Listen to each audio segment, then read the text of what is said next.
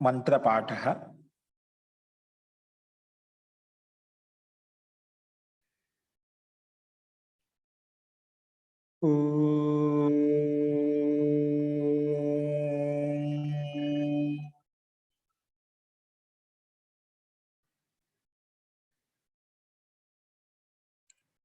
सहना भवतु सहनौ भुनक्तु सह वीर्यं करवावहै तेजस्विनावधीतमस्तु मा विद्विषावहै। ओम शांति शांति शांति।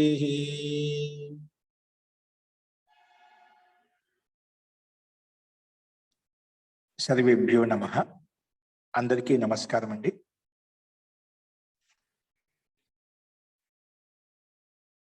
నిన్న మనం సాంఖ్య దర్శనం ప్రారంభించాము.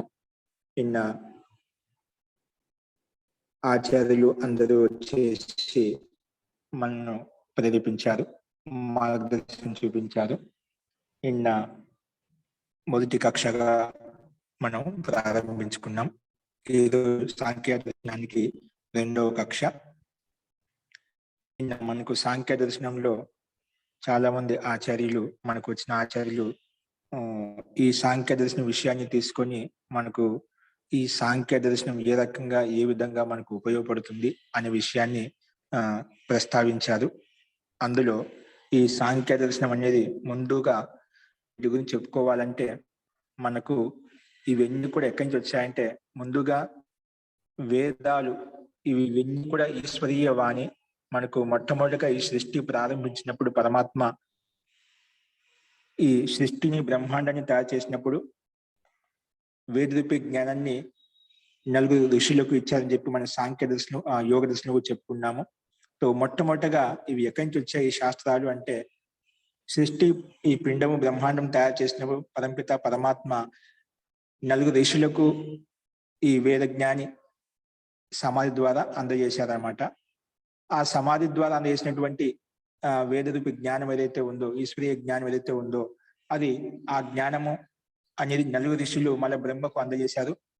ఆ బ్రహ్మ వెళ్ళి అక్కడికి 4 వేదాలను పూర్తిగా సాక్షాత్కారం చేసుకున్న తర్వాత అక్కడి నుంచి మళ్ళా ఆ బ్రహ్మాండం ద్వారా మనకు ఈ శృతి పరంపర మొదలైంది. శృతి పరంపర శిష్యులకు పరశిష్యులకు అలా చెప్తూ ఆ రకంగా ఈరోజు మనకు ఈ శాస్త్ర రూపంలో వచ్చింది. శృతి పరంపర తర్వాత కొంతకాలం తర్వాత అది మళ్ళీ ఒక పుస్తకాకారంలో మనం చూసాము.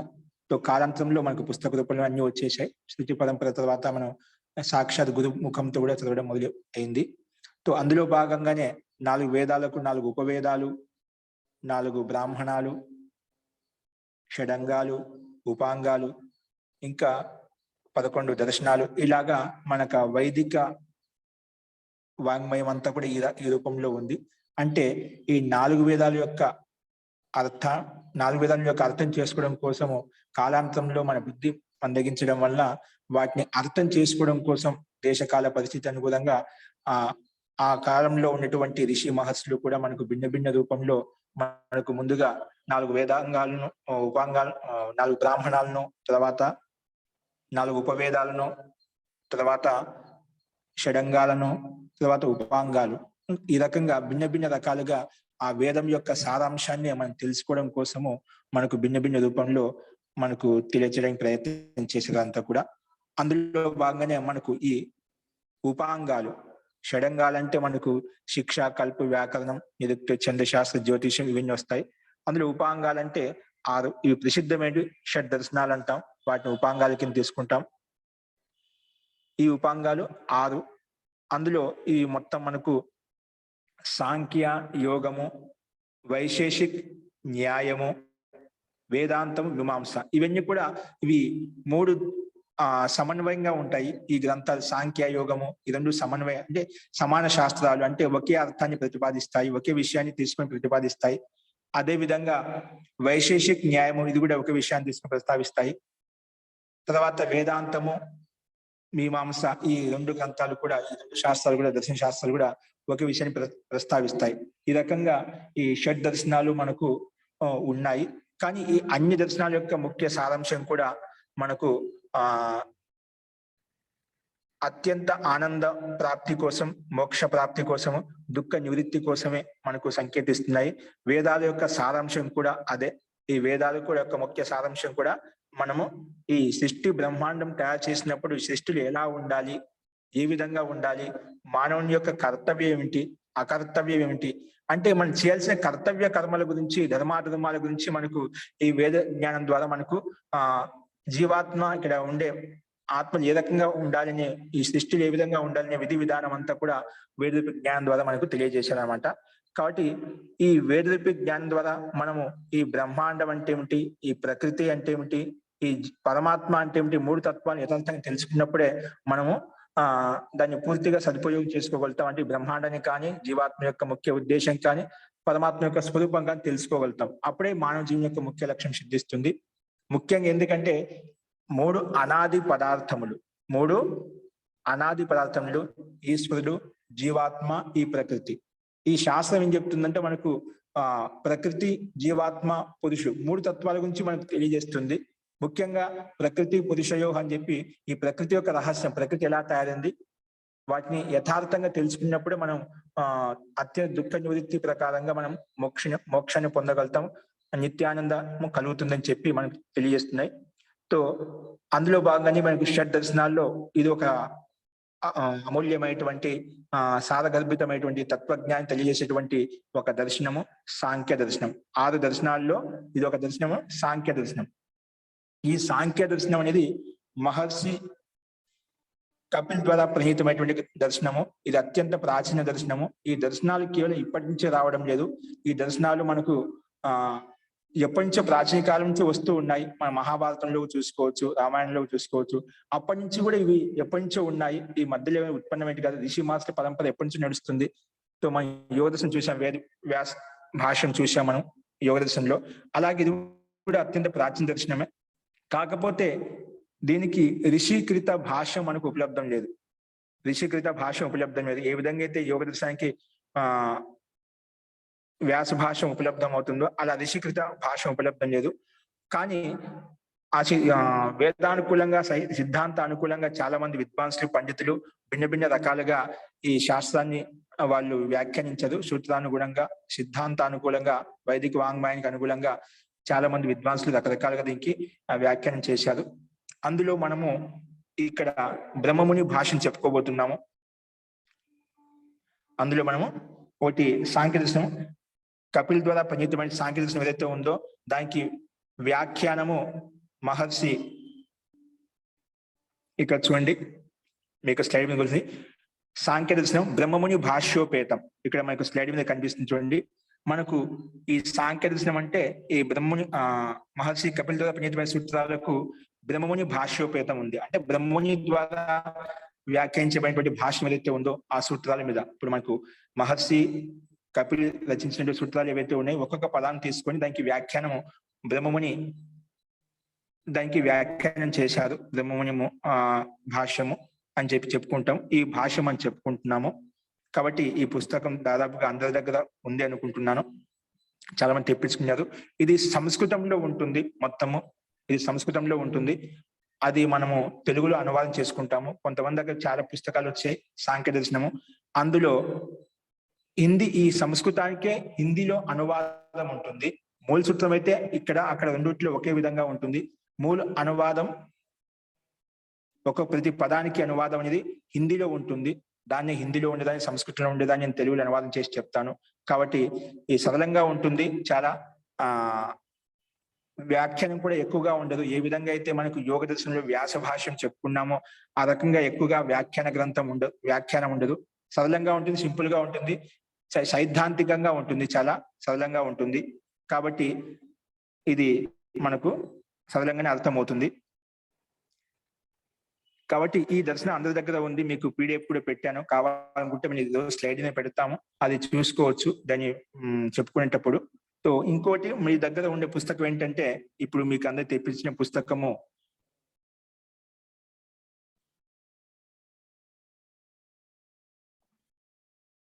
సాంఖ్య దర్శనం ఇది కూడా అదే. ఇది స్వామి బ్రహ్మముని పరివ్రాజ, అంటే ఇదే సంస్కృత భాష్యానికే హిందీలో అనువాదం ఉంది. ఇది చాలా మంది ఇది తెప్పించుకునే, కొంత హిందీకి అనుకూలంగా ఉంటుందని చెప్పి.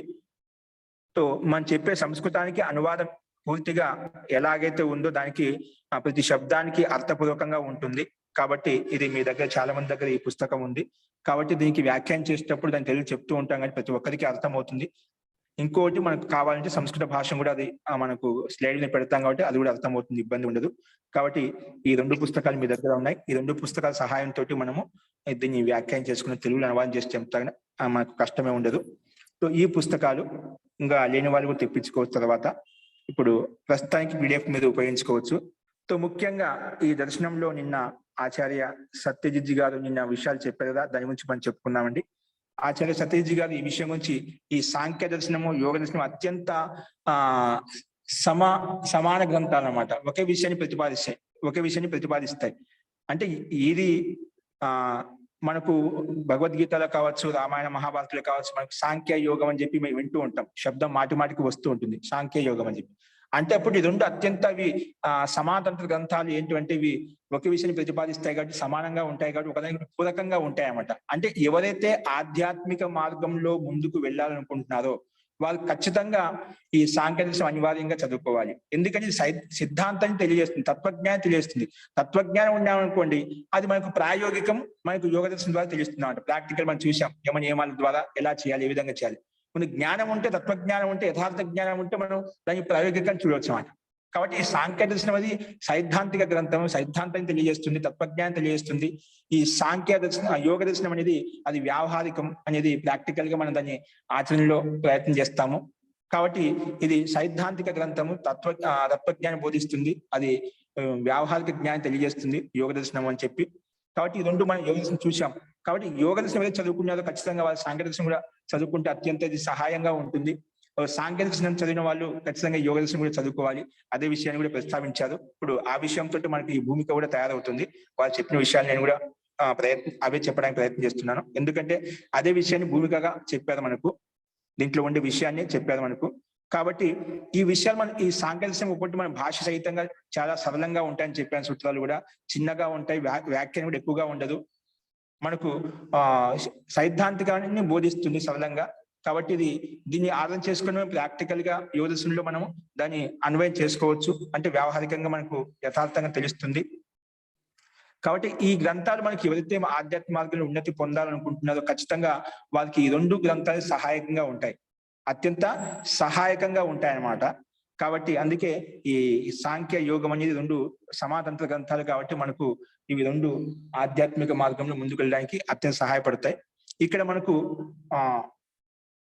ఈ శాస్త్రంలో మనకు ముందుగా సాంఖ్య దర్శనం అంటే ఏమిటంటే, ఆ విషయంలో ఇక్కడ మామూలుగా దర్శనాలు అంటే యథార్థాన్ని బోధిస్తాయి.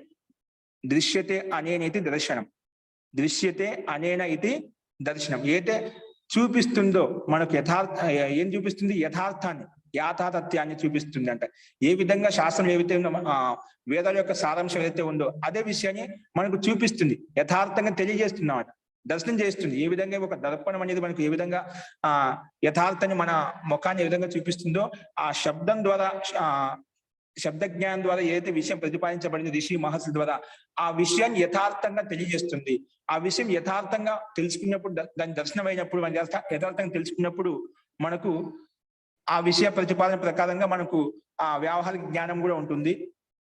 దానికి అనుకూలంగా మన ఆచరణ అనేది కూడా ఉంటుంది అన్నమాట. కాబట్టి దృశ్యతే అనేన ఇది దర్శనం, ఏదైతే మనకు యథార్థాన్ని బోధిస్తుందో దాని దర్శనం అని చెప్పుకున్నాము.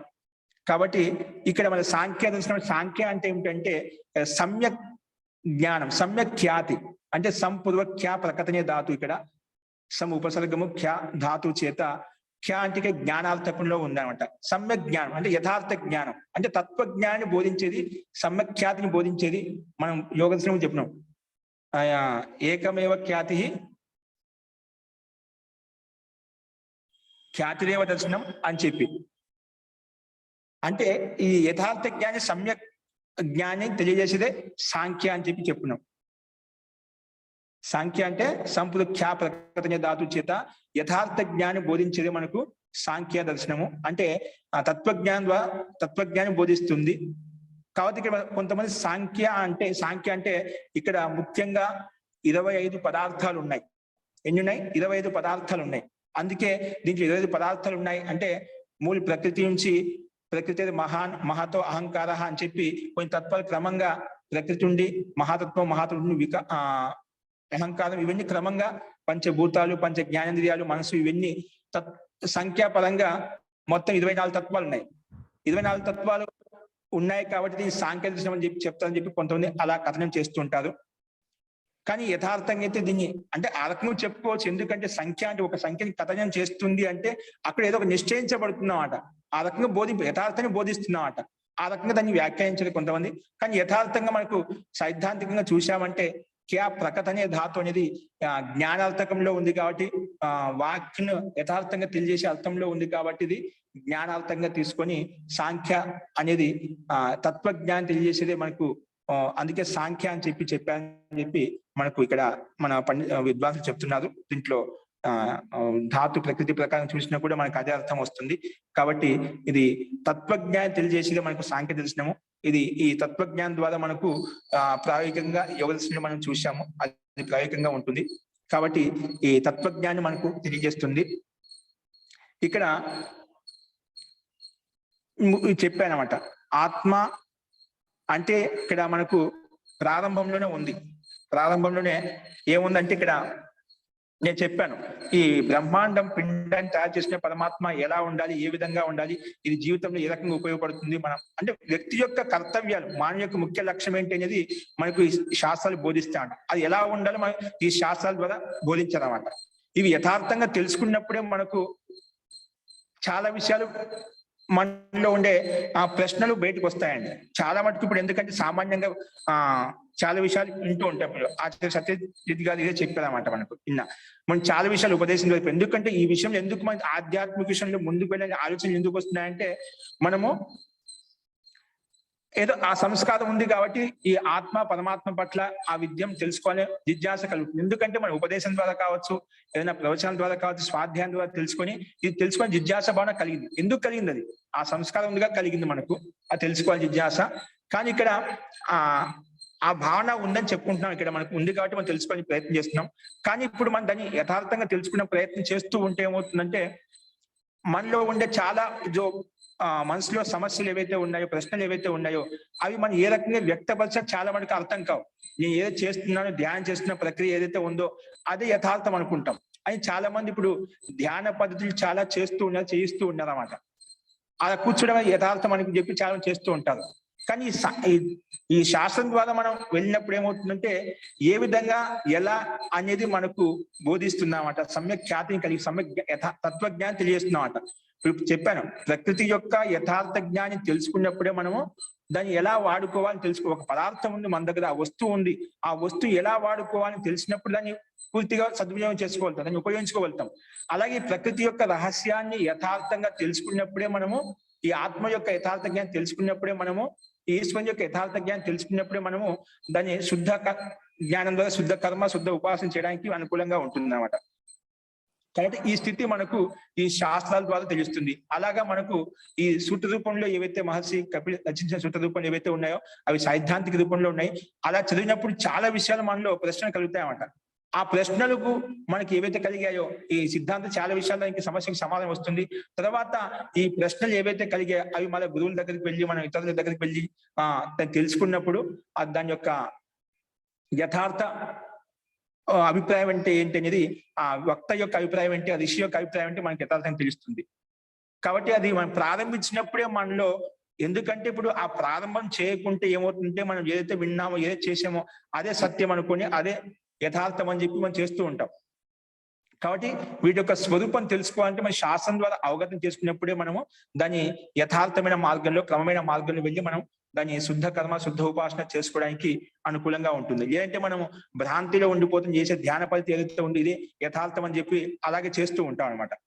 కాబట్టి అలాంటి స్థితి కలుగుతుంది. అది మన శాస్త్రం ద్వారానే మనకి యథార్థంగా అవగతం అవుతుంది. మన శాస్త్రం ద్వారానే ముందుకు వెళ్ళాలి. ఎందుకంటే ఈ శబ్ద జ్ఞానం ద్వారానే మనం, ఎందుకంటే ఈ శబ్ద జ్ఞానం ముక్తి వరకు వెళ్ళడం కోసం మనకు అత్యంత సహాయక సాధన అన్నమాట. ఈ శాస్త్రాన్ని కూడా ఆ మార్గాన్ని ప్రశస్తం చేస్తాయి, ముక్తి మార్గాన్ని, మోక్ష మార్గాన్ని ప్రశస్తం చేస్తాయి. అత్యంత సుఖ మార్గం, అత్యంత దుఃఖ నివృత్తి కలగాలి, ఆనంద ప్రాప్తి కలగాలంటే వీటన్నిటికీ సహాయపడతా ఉన్నాం.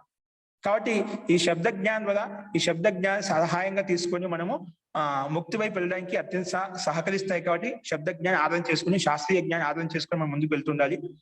అస్తుతో ఈ విషయాలు చెప్పిన తర్వాత ఈ విషయంలో ఆచార్య ప్రదీప్ గారు కూడా ఈ సందర్భం ఏం చెప్పారంటే, ఇది మనకు కేవలము తత్వజ్ఞానం ద్వారా ప్రాయోగికంగా కాకుండా, కేవలం శాబ్దిక జ్ఞానం ద్వారా కాకుండా, ఇది వ్యవహారాత్మకంగా కూడా ఉండాలి. అంటే జీవనంలో కూడా ఆచరించే విధంగా ఉండాలన్నమాట. ఇప్పుడు మనం కేవలం చేస్తున్నాం, వింటున్నాం, అది ఆచరణ ప్రధానంగా లేదనుకోండి, అది మనకు సామాన్యంగానే ఉంటుందన్నమాట. మనం ఎంత చదువుకున్నా కూడా, ఎన్ని చేసినా కూడా, ఇది మనకు ఆ జీవితంలో మనకు ఆచరణ లేదు. మనం ఏ విధంగా తెలుసుకుంటున్నామో, అది వింటున్నామో, దానికి అనుగుణంగా ప్రయత్నం చేయలేదనుకోండి, మన జీవనం మన సామాన్యంగా ఉంటుంది. సామాన్య మనిషిలో మనం యథార్థంగా దీనికి కష్టపడిన దాంట్లో పెద్ద వ్యత్యాసం ఏమి ఉండదు అన్నమాట. కాబట్టి ఆచరణ ప్రధానంగా ఉండాలి. ఆచరణ ప్రధానంగా ఉండాలంటేనే, ఉన్నప్పుడే మనం అది నిజంగా అది సార్థకమవుతుంది. ఈ దర్శనాలు మనకి యథార్థంగా ఏ విషయాన్ని అయితే బోధించాలనుకుంటున్నాయి అవి మనకు అర్థం అవుతాయి అన్నమాట. ఋషి ఏ విధంగా అయితే దాన్ని ప్రజల వరకు అందజేయాలనుకుంటే ఆ విషయం మనకు యథార్థంగా తెలుస్తుంది అన్నమాట. కాబట్టి వీటిని యథార్థంగా తెలుసుకోవడం కోసం మనము ఆ ప్రయత్నం చేస్తుండాలి. శాస్త్రం ద్వారా అవగతం అవుతుంది. కాబట్టి ఇది ఆచరణ ప్రకారం, ఎందుకంటే ఇది కేవలము సైద్ధాంతికంతో పాటు ఆచరణ చెప్పే సాంకేతిక తత్వజ్ఞానం, యథార్థ జ్ఞానం, సైద్ధాంతిక గ్రంథము, మనకు యోగ దర్శనం వ్యావహారిక జ్ఞానం, అంటే అది మన ప్రాయోగికంగా మనం ఆచరణలో ఉంటున్నామట. కాబట్టి జ్ఞానం తెలిసిన తర్వాత ఆ జ్ఞానం యథార్థంగా కర్మపూర్వకంగా చేసినప్పుడే మనకు అర్థమవుతుంది. ఆ కర్మ ప్రధానంగా ఉన్నప్పుడే అర్థమవుతుంది. ఆ కర్మ తెలుసుకున్నాము, దాని కర్మ రూపంలో ప్రాయోగికంగా మనం ప్రాక్టికల్ గా చేయడం లేదనుకోండి, అది నిజంగా జీవితంలో మనకి ఏ ఉపయోగపడదండి. సామాన్యంగానే ఉంటామట. అన్ని చదివినా కూడా మనకు అదే విధంగా ఉంటుంది. ఒకసారి యువరసం చెప్పామట, నారద మహర్షి అన్ని శాస్త్రాలు, వ్యాకరణాలు, దర్శనాలు, వేదాన్ని చదువుకున్నా కూడా నా మనసుకు మనశ్శాంతి కలగడం లేదు. అంటే ఎప్పుడైతే మన శాబ్దిక రూపంలో ఉంటాయో అది అలాగే ఉంటుంది. ఎప్పుడైతే ఆచరణ రూపంలో రాదో అది మనకి యథార్థాన్ని బోధించదు. కాబట్టి మనం యథార్థంగా బోధించాలి అంటే, అది యథార్థంగా తెలుసుకోవాలంటే మనకి శాస్త్రం ద్వారా అవగతం అవుతుంది. అది ఆచరణ ద్వారా, ఆచరణ అనేది ఉంటేనే మనకు యథార్థంగా తెలుసుకోవాలి. ఆచరణ లేదనుకోండి, అది మన జీవనం సామాన్యంగా ఉంటుంది. ఇతరులలో మనలో పెద్ద వ్యత్యాసమే ఉండదు. కాబట్టి ముఖ్యంగా మనకి ఏదైతే శాస్త్రం చెప్తే చాలా సరళంగా ఉంటుంది. ఏది చెప్తుందో అది మనము ఆచరణలోకి తీసుకొచ్చి ప్రయత్నం చేస్తుంటే, ప్రాక్టికల్ గా ప్రయోగం చేస్తూ ఉంటేనా మనకు ఏం తెలియని విషయాలంటే ఏమి అని తెలిసిన విషయాలే, కానీ ఆచరణలో కూడా పెట్టాలనే మన సంకల్పం మనలో తీసుకునే సంకల్పం యథార్థంగా ఉంటేనా మనం ఖచ్చితంగా ప్రయత్నం చేస్తాం. కాబట్టి సంకల్పం ముఖ్యం. సంకల్పం అనేది రావాలి. సంకల్పం ఉందంటే ఖచ్చితంగా దాని కోసం ప్రయత్నం చేస్తాం, ఆచరించడం కోసం ప్రయత్నం చేస్తాం. కాబట్టి ఇవన్నీ కూడా మనకు ఎలా ఉండాలి, ఏ విధంగా ఉండాలి, ఏ మార్గంలో వెళ్ళాలనేది మనకు ఈ సైద్ధాంతిక జ్ఞానం మనకు ఒక మార్గదర్శనం చూపిస్తుంది. అది మనకు సూత్ర రూపంలో స్పష్టంగా ఉంటుంది. కాబట్టి ఈ దర్శనం అనేది మనకు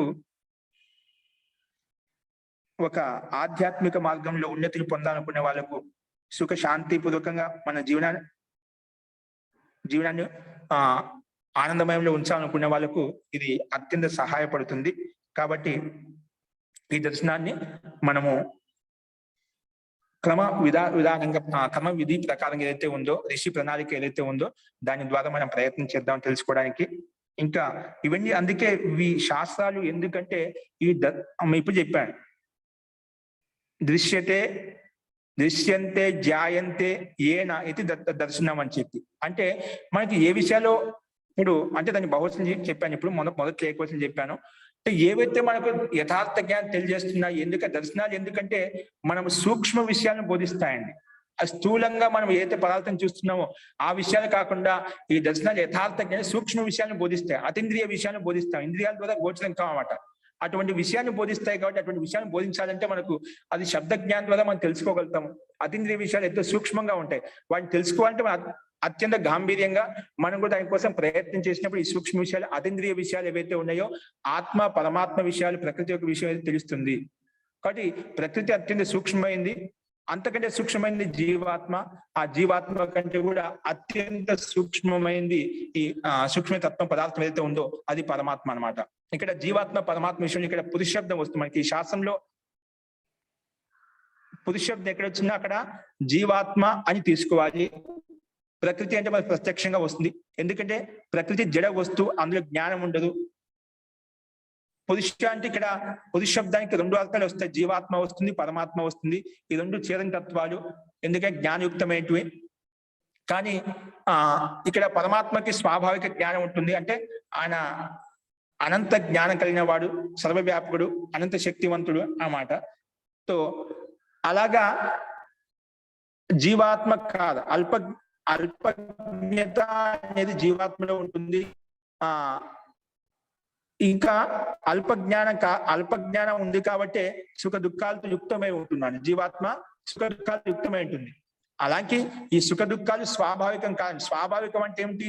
స్వాభావికం ఏదైతే ఎల్లప్పుడు ఏదైతే నిరంతరంగా ఉంటుందో దాంట్లో ఏం మార్పులు ఉండవు. ఇప్పుడు ఈశ్వరునిలో స్వాభావిక గుణం ఏంటంటే అతనిలో అనంత శక్తి, అనంత సామర్థ్యం, సర్వవ్యాపకత్వం, అనంత జ్ఞానము, అవన్నీ కూడా స్వాభావిక గుణాలు. దాంట్లో ఎప్పుడు మార్పు ఉండవు అన్నమాట.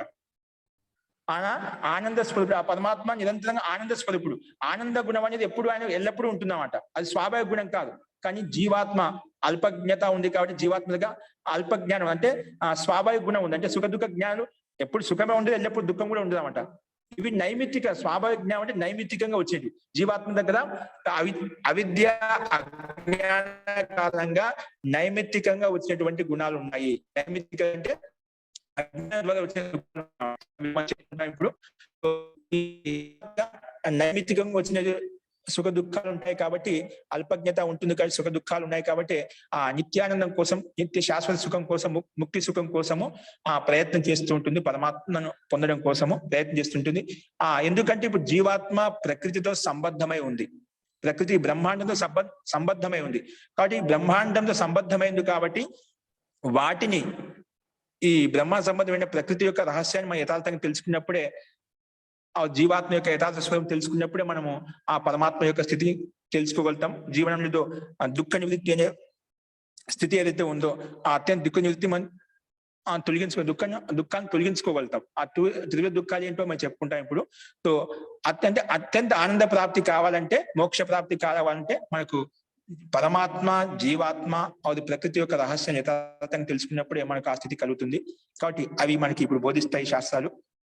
కాబట్టి ఈ రకంగా ఉంది. సో అదే విధంగా ఇవి మనకు ఈ సూక్ష్మ విషయాలు మనం తెలుసుకోవాలంటే ఆయన ప్రభాకర్ శర్మ గారు అదే విషయం చెప్పారు మనకు. అంటే ఇంతకుముందు కూడా ఆచార్య ప్రదీప్ గారు చెప్పారు. సో మనకి నిరంతరంగా ఈ స్వాధ్యాయం నిరంతరంగా నడుస్తూ ఉండాలంటే, స్వాధ్యాయం విషయాన్ని అర్థం చేసుకోవాలంటే మనకు ఈ శాస్త్రీయ జ్ఞానం కూడా అవసరం. అందులో వ్యాకరణ శాస్త్రం అనేది అత్యంత అవసరం అనేది. ఇప్పుడు వ్యాకరణ శాస్త్రము ఎందుకంటే శబ్ద జ్ఞానం బోధిస్తుంది కాబట్టి శబ్ద జ్ఞానం యొక్క స్వరూపం యథార్థంగా తెలిసినప్పుడు మనము ఆ సూక్ష్మాతి సూక్ష్మ విషయ గ్రంథాలు ఏవైతే ఉన్నాయో మనం వాటిని అర్థం చేసుకోగలుగుతామండి. ఈ సూక్ష్మ విషయాలు ఏవైతే ఉన్నాయో వాటిని మనం అర్థం చేసుకోగలుగుతాం అన్నమాట. కాబట్టి ఈ మనకు షడంగాలు కావచ్చు, ఉపాంగాలు కావచ్చు, ఇవన్నీ మనకు ఒక వైదిక ప్రణాళిక ఏదైతే విధి విధానం ఏదైతే ఉందో, విధి విధానం ఏదైతే ఉందో అది మహర్షులు ఏదో ఆలోచించే మనకు ఇప్పుడునే దేశకాల పరిస్థితి ప్రకారంగా వాళ్ళు మనకు తెలియజేశారన్నమాట. ఈ మాధ్యమంతో మనం శాస్త్రంలో ఉన్నటువంటి వేదాల్లో ఉన్నటువంటి సూక్ష్మాతి సూక్ష్మ విషయాలను మనం అర్థం చేసుకోగలుగుతాం. కాబట్టి శాస్త్రీయ జ్ఞానం అత్యంత అవసరం. శబ్ద జ్ఞానం ఉంటేనే మనము ఆ శబ్ద బ్రహ్మ ద్వారా మనం పరబ్రహ్మ విషయం గురించి తెలుసుకోవచ్చు అండి. కాబట్టి ఈ వ్యాకరణ శాస్త్రం కాబట్టి, దర్శన శాస్త్రం కాబట్టి ఈ శబ్ద జ్ఞానం ద్వారా మనకు, వేద జ్ఞానం ద్వారా మనలో ఉండే ఈ ఏదైతే అవిద్య అంధకాన్ని తొలగించుకుని యథార్థంగా చేయాల్సిన కర్మలు చేసుకుంటూ శుద్ధ జ్ఞానం ఉన్నప్పుడు శుద్ధ కర్మ ద్వారా, శుద్ధ ఉపాసన ద్వారా మనం ఆ తత్వాన్ని తెలుసుకోగలుగుతాం, యథార్థంగా తెలుసుకోగలుగుతాము. కాబట్టి ఇక్కడ చాలా మంది అందుకే శాస్త్రీయ జ్ఞానం ఇక్కడ చాలా అత్యంత అవసరం అన్నమాట. లేకపోతే ఏమవుతుంది, చాలా మంది దానికి భిన్న భిన్న అర్థాలు తీసుకుంటారు. భిన్న భిన్న అర్థాలకు అనర్థాలు వస్తూ ఉంటాయి. ఇప్పుడు ఈ విషయాలు చూపిస్తాను. ఈ దర్శనాన్ని చాలా మంది ఏమంటారంటే నాస్తిక దర్శనం అంటాం. ఏంటండి, కొంతమంది అభిప్రాయం ఏంటి, ఇది దర్శనం నాస్తిక దర్శనం అండి అంటారు. ఎందుకంటే ఇక్కడ మన సూత్రంలో మొట్టమొదటి సూత్రంలో పురుషార్థ శబ్దం వచ్చింది. ఏంటండి, పురుషార్థ. త్రివిధ దుఃఖ అత్యంత నివృత్తి అత్యంత పురుషార్థ అని శబ్దం వచ్చింది ఇక్కడ. ఇక్కడ పురుషార్థ శబ్దంలో పురుష శబ్దం అంటే ఇక్కడ జీవాత్మ అని అర్థం కదా, పురుషుని యొక్క ముఖ్య ప్రయోజనం అర్థం. పురుషుడు ఇక్కడ జీవాత్మ, పురుషుడు ప్రకృతి ఉంది, పురుష ప్రకృతి. అంటే పురుషుని యొక్క ప్రయోజనం అంటే దుఃఖ నివృత్తి కలిగిన పురుషుని యొక్క ప్రయోజనం అని చెప్పాను ఇక్కడ. ఇక్కడ పురుషుడు అంటే జీవాత్మ ఉంది కాబట్టి ఇక్కడ పరమాత్మ యొక్క ప్రకరణం లేదు, సందర్భం లేదు ఇక్కడ.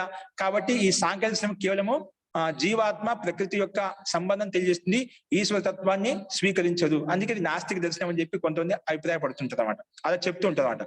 ఎందుకంటే పురుష శబ్దంతో జీవాత్మ అని ఉంది మన మొట్టమొదటి సూత్రంలో, జీవాత్మ గ్రహించబడింది. కాబట్టి జీవాత్మ ప్రకృతి యొక్క సంబంధం యొక్క తెలియజేస్తుంది, జీవాత్మ ప్రకృతి యొక్క రహస్యం మనకు తెలియజేస్తుంది. ఈశ్వరత్వాన్ని కపిల్ మహర్షి దీన్ని స్వీకరించారని చెప్పి కొంతమంది వ్యాఖ్యాతలు అలా వ్యాఖ్య చేస్తుంటారు. కానీ ఇక్కడ పురుష పదంతో జీవాత్మ పరమాత్మ అనే అంశం కూడా వస్తుంది. ఈ సందర్భంలో మొదటి సూత్రంలో వచ్చిన పురుష శబ్దం ఏదైతే ఉందో అది జీవాత్మ అర్థమే ఉంది.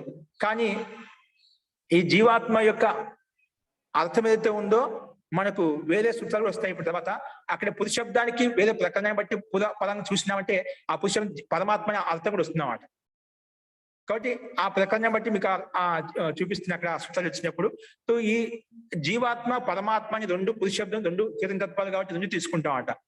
కాబట్టి చాలా మంది దీన్ని ఆరాధన చేసుకొని ఇది నాస్తిక దర్శనం, ఈశ్వరుని తత్వాన్ని స్వీకరించని చెప్తారు. కానీ ఈ దర్శనంలో న్యూనాతి న్యూనం ఖచ్చితంగా 20 సూత్రాల దాకా పైనే ఈశ్వరుని యొక్క అస్తిత్వాన్ని చూపించడంలో మనకు సూత్రాలు ఉన్నాయండి. ఈశ్వరుని యొక్క అస్తిత్వాన్ని చూపించడంలో అంటే ఈశ్వరుని సిద్ధింపజేయడంలో అన్ని సూత్రాలు ఉన్నాయి.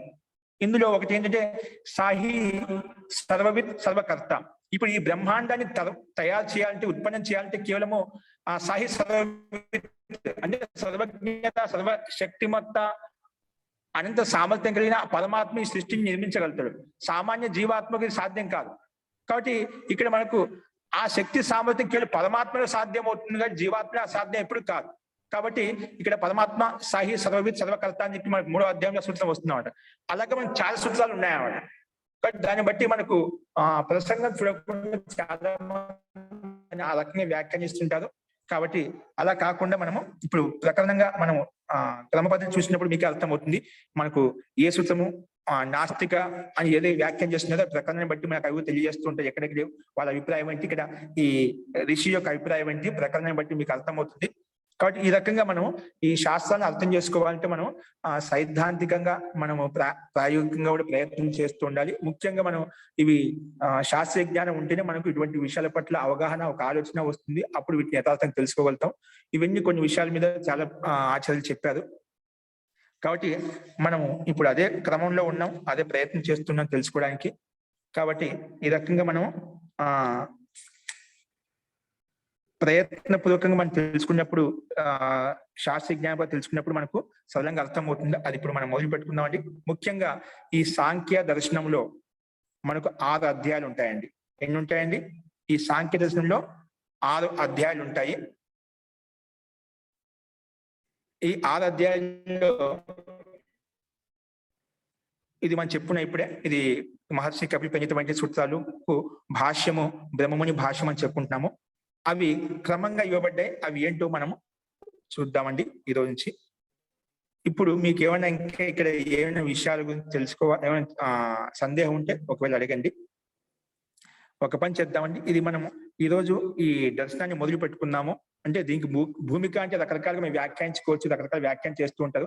విషయ ప్రతిపాదన వచ్చినప్పుడు మనకి అందరికీ అర్థమవుతుంది. సో దీనికి ఎంతసేపు అని చెప్పుకోవచ్చు, రకరకాల వ్యాఖ్యానాలు ఉంటాయి మనకు.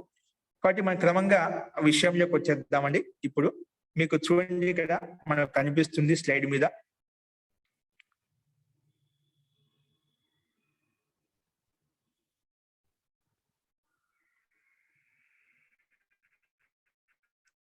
స్లైడ్ మీద మనకు చెప్పాను, ఈ దర్శనంలో ముఖ్యంగా 6 అధ్యాయాలు ఉంటాయి. దాంట్లో మొట్టమొదటి అధ్యాయం ప్రథమాధ్యాయం చెప్పుకుంటాము.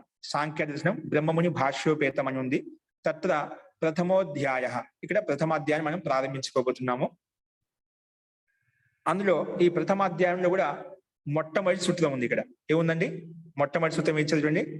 అథ త్రివిధ దుఃఖ అత్యంత నివృత్తి అత్యంత పురుషార్థ. అత్యంత నివృత్తి అత్యంత పురుషార్థ అని చెప్పి ఇక్కడ సూత్రం మొట్టమొదటి సూత్రం ఇచ్చారు. ఇక్కడ ఇది ఏంటో మనం చూద్దామండి. ఇప్పుడు కాబట్టి ఈ ప్రథమాధ్యాయంలో మొట్టమొదటి సూత్రం ఏంటి? అథ త్రివిధ దుఃఖ అత్యంత నివృత్తి. త్రివిధ దుఃఖ అత్యంత నివృత్తి అత్యంత పురుషార్థ. ఇక్కడ నేను పదాన్ని విడగొట్టి చెప్తున్నాను మీకు అర్థం కావడం కోసము. అది అంతా కలిపి ఉన్నాయి ఇక్కడ. సో ఒక్కొక్క పదం మీద మనం చర్చిద్దామండి. ఇప్పుడు ఆలోచిద్దాం. ఇక మొట్టమొదటి సూత్రంలో ఏముంది ఇక్కడ గమనించండి. అత శబ్దం ఉంది ఇక్కడ. ఏంటండి? అత ఉంది అంటే అత శబ్దం ఏదైనా శాస్త్రం ప్రారంభించేప్పుడు అన్ని చోట్ల ఉంటుందండి. అత అంటే ఇది అధికారం కోసం, లేదా ఇక్కడి నుంచి ప్రారంభిస్తున్నాము అంటే సాంఖ్య శాస్త్రాన్ని ప్రారంభిస్తున్నాం, సైద్ధాంతిక తత్వజ్ఞానం తెలియజేసేటువంటి శాస్త్రాన్ని ప్రారంభిస్తున్నాము.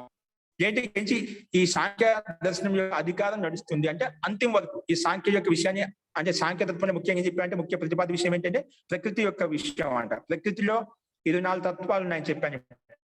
25 తత్వాలు అంటే ఒకటి ఆత్మకు తీసుకుని 25 తత్వాలు ఉన్నాయి. మొత్తం 25 తత్వాలు ఏవైతే ఉన్నాయో, పదార్థాలు ఉన్నాయో వాటి వ్యాఖ్యానం అంటే ప్రకృతి ఎలా ఉత్పన్నమైంది, ప్రకృతి వల్ల తర్వాత నెక్స్ట్ వికారం ఏం ఉత్పన్నమైంది, అహంకారం, మహాతత్వం ఏర్పడింది, మహాతత్వంలో అహంకారం ఏర్పడింది, ఇలా క్రమంగా తత్వాలు ఏర్పడి ఆ తత్వాలను తీసుకొని ఇక్కడ వ్యాఖ్యానించబడింది. ప్రకృతి యొక్క రహస్యాన్ని తీసుకొని, ప్రకృతి బ్రహ్మాండం యొక్క రహస్యాన్ని తీసుకొని ఇక్కడ వ్యాఖ్యానించబడింది అన్నమాట.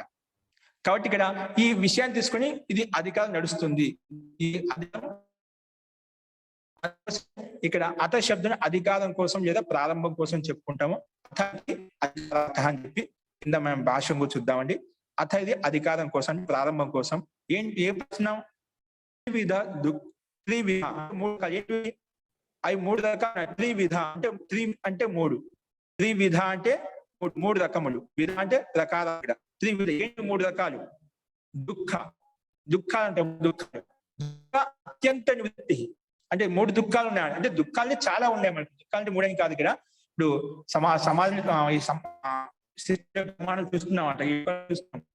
దుఃఖాలు చాలా ఉన్నాయి, రకరకాల దుఃఖాలు ఉన్నాయి. ఇదేం చెప్పడానికి లేదు ఇక్కడ. ఇక్కడ అంటే ఆ అన్ని దుఃఖాలు 3 దుఃఖాలకు అంతర్గతంలో దీన్ని వ్యాఖ్యానించబడి 3 విభాగాల కింద చెప్పుకుంటారు అన్నమాట. ఏమిచ్చంటే త్రివిధ దుఃఖ అంటే 3 దుఃఖాలు అంటే ఏమంటే ఆ 3 దుఃఖాలను అత్యంత నివృత్తి, అత్యంత నివృత్తి అని చెప్పారు కదా.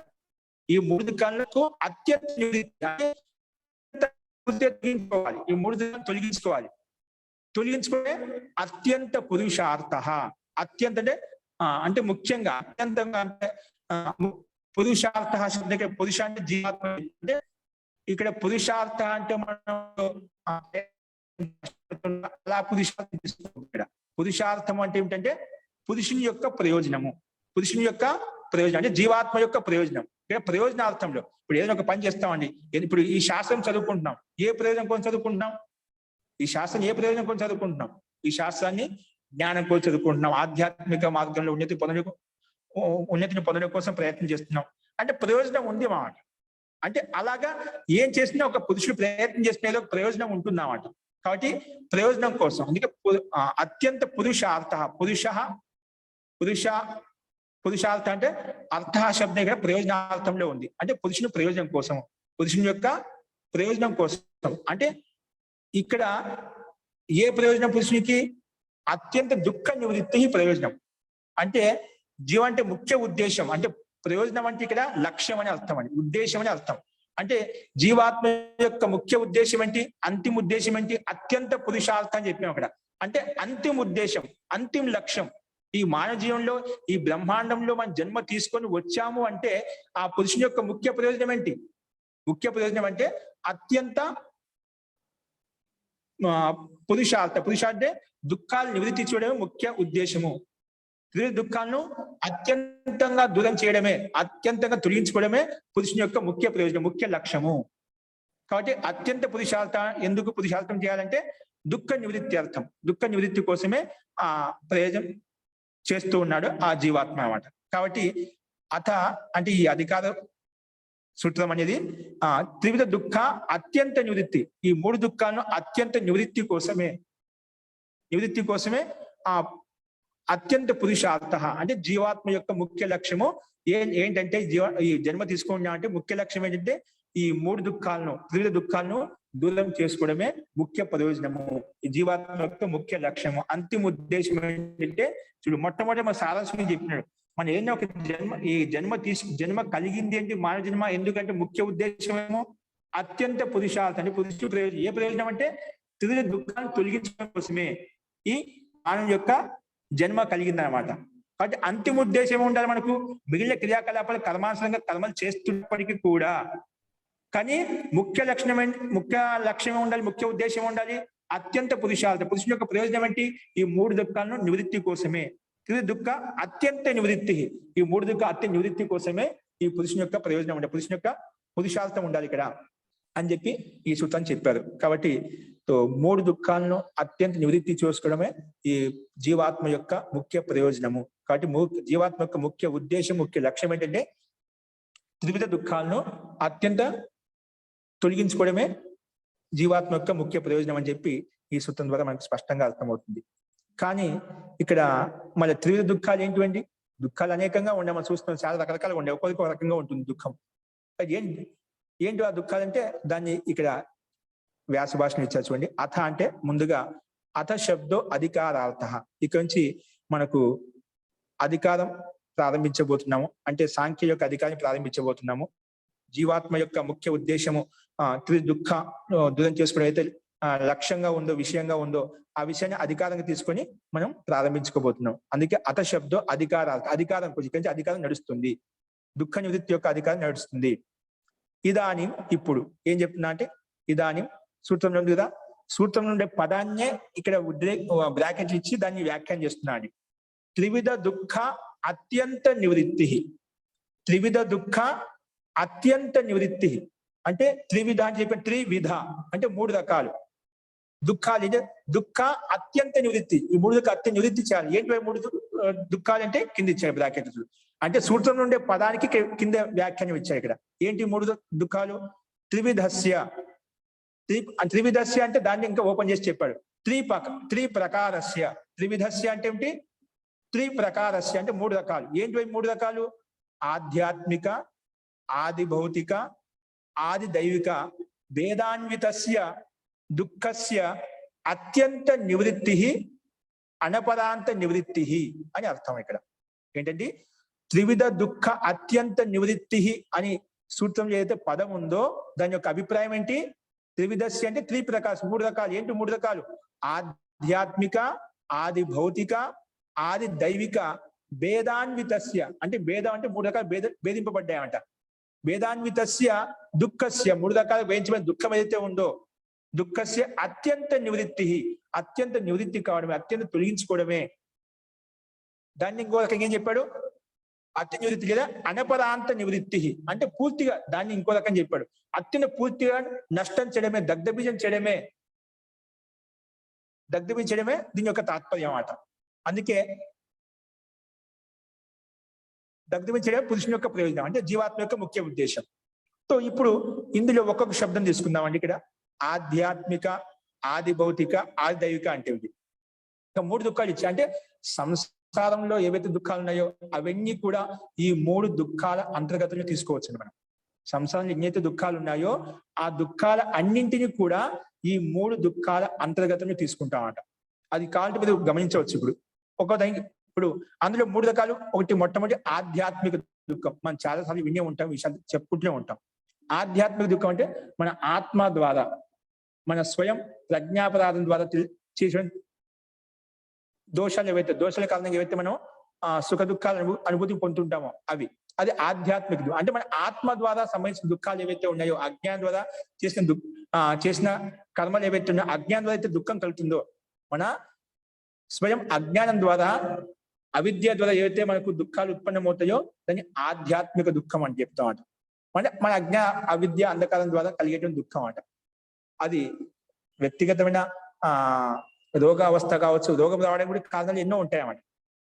కాబట్టి మన ఆత్మ ద్వారా, అజ్ఞానం ద్వారా కలిగే దుఃఖాన్ని ఏమంటే ఆధ్యాత్మిక దుఃఖాలు అంటామట. తర్వాత ఆది భౌతిక దుఃఖం ఏంటంటే రెండవది ఆది భౌతిక దుఃఖం. అంటే ఈ ఆత్మను వదిలిపెట్టి, మన జీవాత్మ వదిలిపెట్టి మిగిలిన ఆత్మలు ఏవైతే ఉన్నాయో భౌతికంలో, అంటే భౌతికం అంటే భూతాల్లో, అంటే భూతం అంటే ఇక్కడ పంచభూతాన్ని అర్థం కాదండి. భూతం అంటే ప్రాణి, ఈ భూత అంటే ఈ బ్రహ్మాండంలో పంచభూతాల్లో ఉండేటువంటి బ్రహ్మాండంలో ఏవైతే ప్రాణులు ఉన్నాయో, ప్రాణం అంటే మనుషులు కావచ్చు, పశు పక్షులు కావచ్చు, క్రిమి కీటకాదులు కావచ్చు, ఏవైనా కావచ్చు, అన్ని ప్రాణులు తీసుకుంటాం అక్కడ. అన్ని ప్రాణులు వచ్చేస్తాయి అన్నమాట.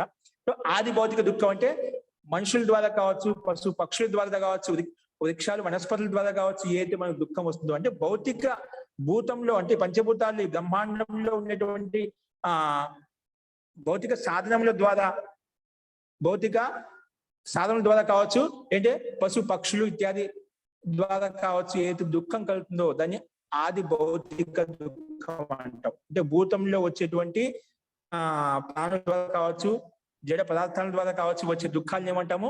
ఆది భౌతిక దుఃఖం అంటాము. అది మనకు భౌతిక సాధన ఉపయోగించినప్పుడు అకస్మాత్తుగా మనకు ఏదైనా దుఃఖాలు కలుగుతూ ఉంటాయి. భవనంలో ఉన్నాం, ఆ భవనం కూలిపోయింది అంటే ఆ భౌతిక సాధన ద్వారా మనకు అలాంటి స్థితి వచ్చింది కదా, అది దానికి కారణం ఏదైనా ఉండొచ్చు అంట. కానీ అట్లా ఇంకా వ్యక్తుల ద్వారా కావచ్చు, పశు పక్షుల ద్వారా కావచ్చు మనకు కొన్ని దుఃఖాలు కలుగుతూ ఉంటాయి. కాబట్టి దీన్ని ఆది భౌతిక దుఃఖం అని చెప్పుకున్నాము. ఇంకోటి ఆది దైవిక దుఃఖం. ఆది దైవిక దుఃఖం అంటే మనకు ఇవి పంచభూతాల ద్వారా మనకి ఏవైతే అగ్ని ద్వారా కావచ్చు, జలం ద్వారా కావచ్చు, అంటే మన ప్రకూపితమైనప్పుడు ప్రదోషం చేసినప్పుడు కలిగేటువంటి దుఃఖాలు అంటే ఇది మానవుడి ద్వారా సాధ్యం కాదండి. ఇది దైవిక దుఃఖాలు అంటే అకస్మాత్తుగా వచ్చే దుఃఖాలు. భూకంపాలు ఉన్నాయి, సునామీ ఉంది, జలం ఉంది, అగ్ని ప్రళయాలు ఉన్నాయి. ఇవన్నీ ప్రళయం మనం చూస్తూ ఉంటాం. ముఖ్యంగా మనం జలపాతాలు చూస్తుంటాం, భూకంపాలు చూస్తుంటాం, ప్రత్యక్ష అనుభవం ఉంది అందరికి కూడా. ఇటువంటి దైవిక దుఃఖాలు అన్నమాట. అవి దైవిక దుఃఖాలు అంటామాట. సో ఈ రకంగా మనకు ఈ బ్రహ్మాండంలో ఏవైతే దుఃఖాలు మన అనుభూతిని పొందుతున్నామో ఖచ్చితంగా ఈ మూడు దుఃఖాల అంతర్గతంలో ఆధ్యాత్మిక దుఃఖంలో కావచ్చు, ఆది భౌతిక దుఃఖంలో కావచ్చు, ఆది దైవిక దుఃఖంలో కావచ్చు, ఈ మూడిట్లో ఏదో ఒక దాంట్లో ఖచ్చితంగా ఉంటుంది. ఏ దుఃఖమైన సరే మన దీంట్లో మనం నిక్షిప్తం చేయవచ్చు అండి. ఇది దీని అంతర్గతంలో వస్తుంది, ఇది దీని అంతర్గతంలోకి వస్తుంది, ఇది దీని అంతర్గతంలోకి వస్తుంది చెప్పి. కాబట్టి ఈ మూడు దుఃఖాలను మనం అందుకే ఆధ్యాత్మిక, ఆది భౌతిక, ఆది దైవిక భేదాన్విత భేదాలతో యుక్తమైనటువంటి దుఃఖానికి అత్యంత నివృత్తి చేయడమే దాన్ని ఏం చెప్పాడు? అనపరాంత నివృత్తి. అంటే అపరాంతం అంటే లాస్ట్ చివరి వరకు దగ్ధం చేసే వరకు నివృత్తి ఏదైతే ఉందో అదే అత్యంత పురుషార్థ. పక్కన శబ్దం చూడండి, ఏంటి? అత్యంత పురుషార్థ అంటే అత్యంతమైన అత్యంత ముఖ్య ఉద్దేశం, ముఖ్య లక్ష్యం. అదే అంతిమ లక్ష్యమే ఉండాలి కదా, దాని తర్వాత ఏ లక్ష్యం ఉండమాట. కాబట్టి అత్యంత పురుషార్థ అంటే పురుషుని యొక్క ప్రయోజనం, పురుషుని యొక్క లక్ష్యము ఏంటి? అదే శబ్దాన్ని ఓపెన్ చేసి చెప్పారు ఇక్కడ. పరమః పురుషార్థ. అత్యంత పురుషార్థ అంటే పరమ పురుషార్థ అంటే పురుషుని యొక్క పరం ఉద్దేశం, పరం లక్ష్యం అదే. ఇంకా ఏ లక్ష్యం లేదన్నమాట. కర్మానుసారాన్ని కర్మలు చేసుకుంటూ, కర్తవ్య కర్మలు చేసుకుంటూ ఒక లక్ష్యమే ఉండాలి. అత్యంత దుఃఖ నివృత్తి కోసం ప్రయత్నం చేస్తూ ఉండాలి. మనం రకరకాలు చేస్తూ ఉన్నామండి. ప్రతి ఒక్కరు కూడా దుఃఖ నివృత్తి కోసం చేయని మానవుడు అంటూ లేదు. ఈ భూమి మీద పుట్టిన ప్రతి మానవుడా అత్యంత దుఃఖ నివృత్తి కోసం ప్రయత్నాలు చేస్తూనే ఉన్నాము. కానీ అది మనము ఏ దుఃఖ నివృత్తి కోసం ప్రయత్నాలు చేస్తూ ఉన్నామో అవన్నీ తాత్కాలిక దుఃఖ నివృత్తి కోసం ప్రయత్నం చేస్తున్నామట. శాశ్వత దుఃఖ నివృత్తి కోసం ప్రయత్నం చేయడం. ఇక్కడ ఏం చెప్పాడు? అత్యంత నివృత్తి అని చెప్పాడు. ఏదో తాత్కాలిక జ్వరం వచ్చింది, టాబ్లెట్ వేసుకునే తగ్గిపోయిందని కాదండి. అసలు ఆ టాబ్లెట్స్ వేసుకోవాల్సిన అవసరమే రాకూడదు. అదే ఆ శరీరం ఉన్నంతసేపు మనకి దుఃఖం కలుగుతూ ఉంటుంది, జ్వరం వస్తూనే ఉంటుంది అన్నమాట. అంటే అత్యంత నివృత్తి, దుఃఖం అనేది అసలు జన్మలో రాకూడదు, అంటే జన్మ లేకుండా చేసుకోవాలి. అంటే అత్యంత నివృత్తి కావాలంటే జన్మ రహితమైనప్పుడే మనకు అత్యంత నివృత్తి కలుగుతుంది. అందుకే అత్యంత నివృత్తి దుఃఖస్య అత్యంత నివృత్తి అని చెప్పాడు. అత్యంత నివృత్తి కోసమే అత్యంత పురుషార్థ, అది పురుషుని యొక్క ముఖ్య ప్రయోజనము, పురుషుని యొక్క ముఖ్య ఉద్దేశము అది చెప్పాడు. పరమః పురుషార్థ. పరమ పురుషార్థం ఏంటి? పురుషుని యొక్క ప్రయోజనం ఏంటి? దుఃఖ నివృత్తే పరమ పురుషార్థం అనమాట. పరమః పురుషార్థ. దాన్ని ఇంకో పరమం పౌరుషం, అదే విషయం ఇంకేం చెప్పాడు? పరమం పౌరుషం. పురుషు యొక్క ముఖ్య పౌరుషత్వం ఏంటి? పురుషత్వం మానవస్య అంటే మానవ జీవనానికి, మానవస్య అంటే మానవ జీవనస్య పరమం సాఫల్యం. మానవ జీవనం యొక్క పరమ సాఫల్యం, ముఖ్య ఉద్దేశం, ముఖ్య లక్ష్యం, పరమ సఫలత ఎక్కడ ఉంది? యదస్తి తద్ అత్ర అధిక్రియతే. మానవ జీవనస్య పరమం సాఫల్యం, మానవ జీవితానికి పరమ సాఫల్యం ఏదైతే ఉందో, పరమ లక్ష్యం ఏదైతే ఉందో, పరమ ముఖ్య ఉద్దేశం ఏదైతే ఉందో, ఏదైతే ఉందో తద్ అది అత్ర అధిక్రియతే. పురుషుని యొక్క ముఖ్య ప్రయోజనం ఏం చెప్పాను? అత్యంత నివృత్తి, దుఃఖకు అత్యంత నివృత్తి చేయడం పురుషుని యొక్క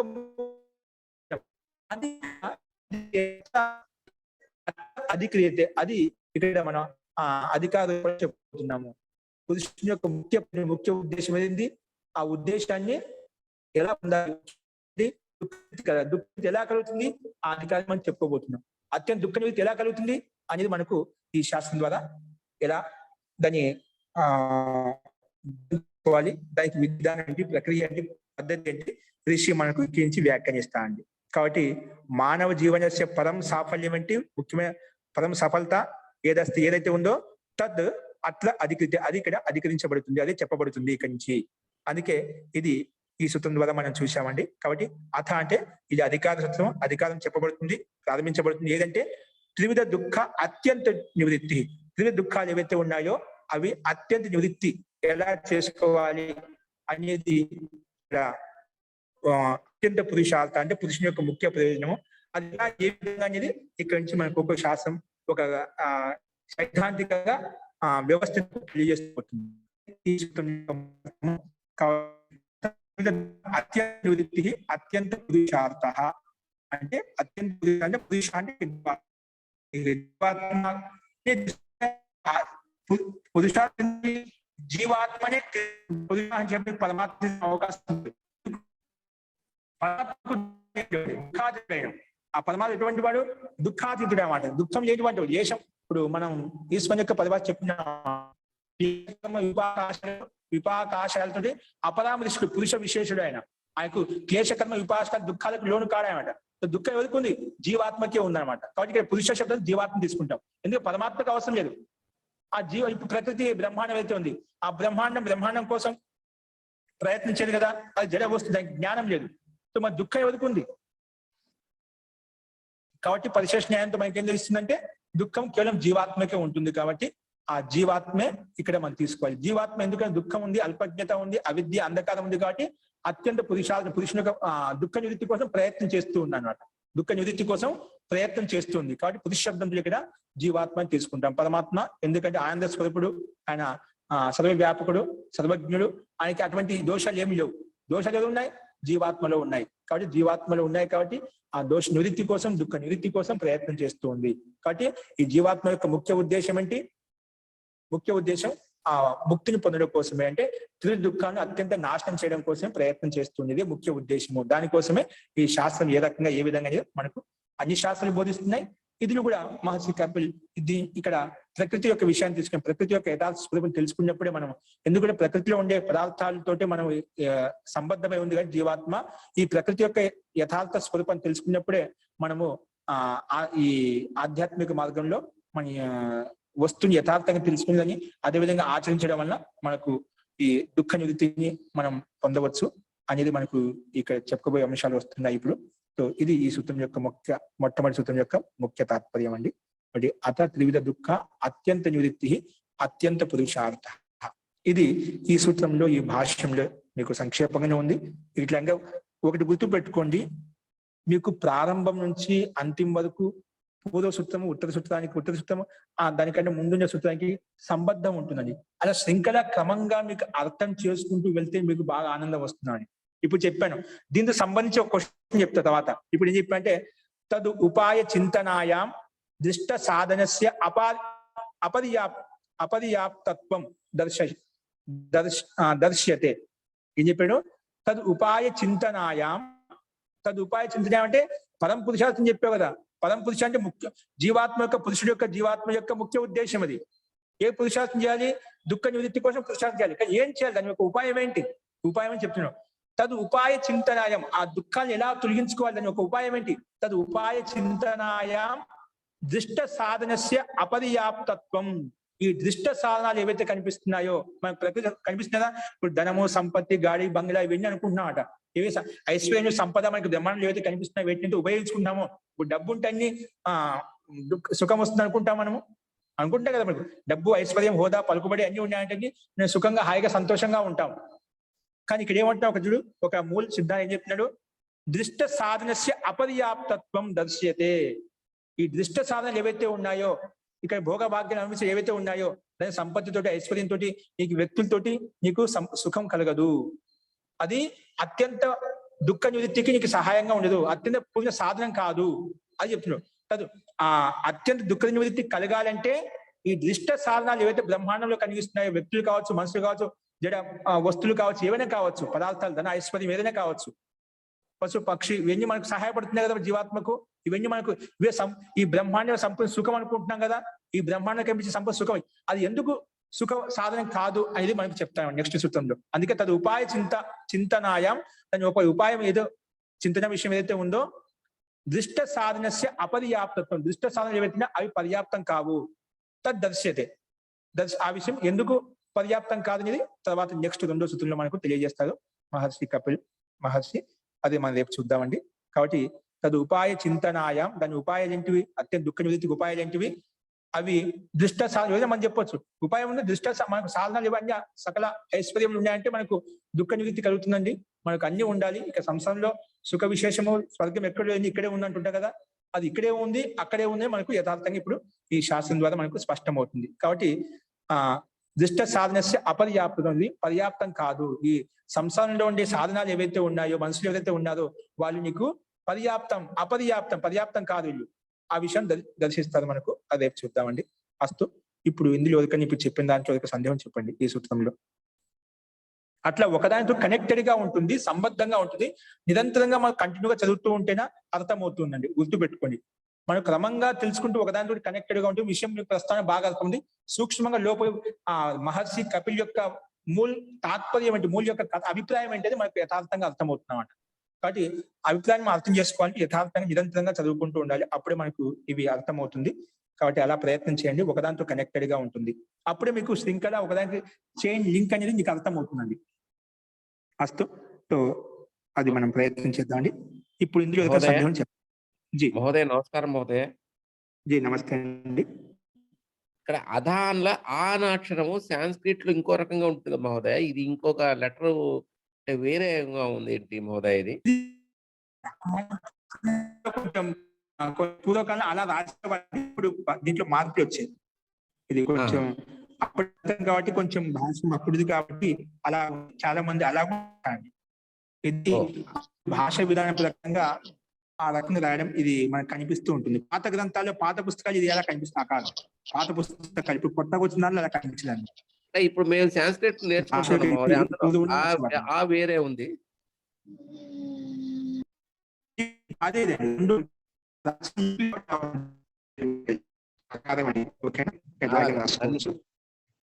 ధన్యవాదం మహోదయ.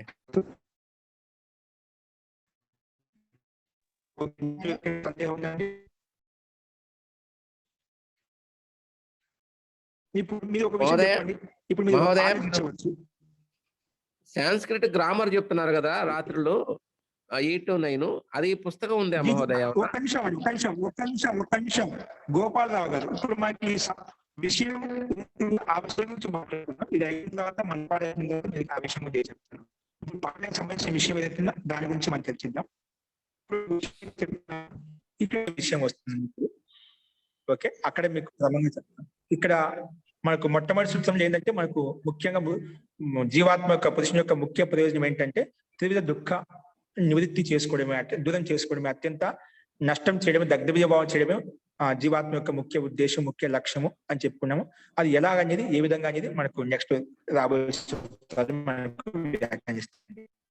ఇంకొకటి మహోదయ, షడంగాల పేర్లు చెప్పారు. వాటి పేర్లు సాంఖ్య యోగము, యోగ దర్శనము, వైశిష్య, మీమా, సాంఖ్య యోగము, న్యాయ వైశేషికము,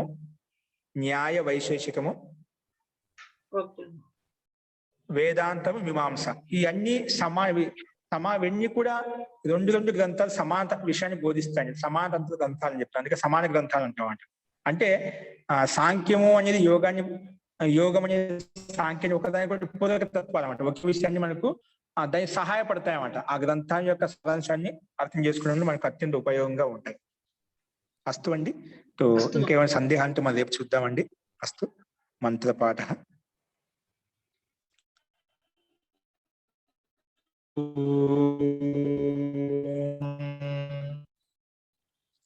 సర్వే భవంతు సుఖినః, సర్వే సంతు నిరామయాః, సర్వే భద్రాణి పశ్యంతు, మా కశ్చిత్ దుఃఖభాగ్ భవేత్. ఓం శాంతి శాంతి శాంతి. సర్వేభ్యో నమః.